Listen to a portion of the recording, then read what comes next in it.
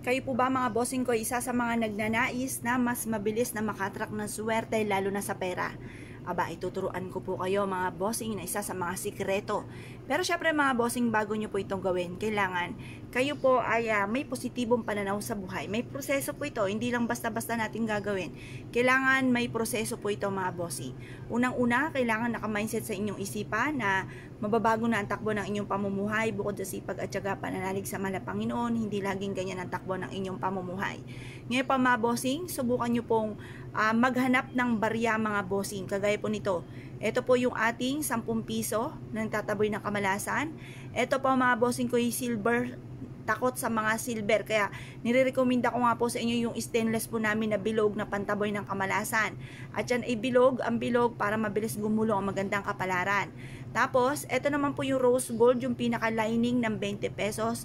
Mabilis na pagtugon sa mga problema. At syempre yung silver, pantawag ng swerte, pantaboy ng kamalasan. Ito naman po yung ating gold mga bossing ko na 5 piso.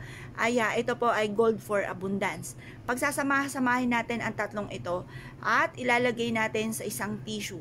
Yan, sa isang tissue. Ganito po inyo pong gagawin.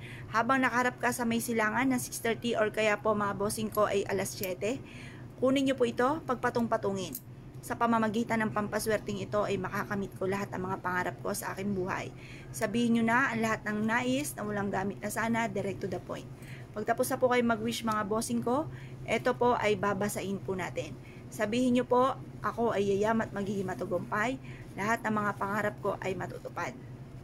Ayan, ito na po yun mga bossing at pagkatapos ay babasain nyo po yan dito. Babasain nyo.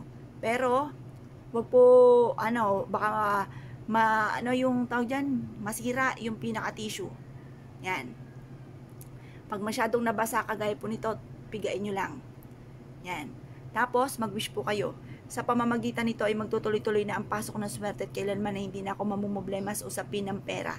Lahat ng mga pangarap ko ay matutupad. At kung ano man ang mga pagsubok kong pinagdadaanan sa ngayon ay kaagad ko itong pagdadaanan at hindi ko ito tatambayan. Mag-wish na po kayo na lahat ng nais ninyo. Magkakaroon ako ng malaking bahay. Magkakaroon ako ng napakaraming pera. Kailanman na hindi na ako maubusan ng pera at lahat ng mga pangarap ko ay smooth kong makakamtan. Magkakaroon ako ng negosyo na dito na ako yayaman at malalayo ako sa anumang kapahamakan at kung ano man po yung pinapangarap ko ay smooth ko nga po ito makakamtan. Ito po ay magaan ang daloy ng swerte sa akin matapos ko itong gawin.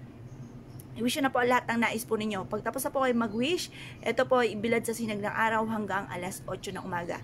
Makalipas ang alas 8 ng umaga, iwanan nyo po ito sa may bintana po ninyo mga bossing sa gawing silangan.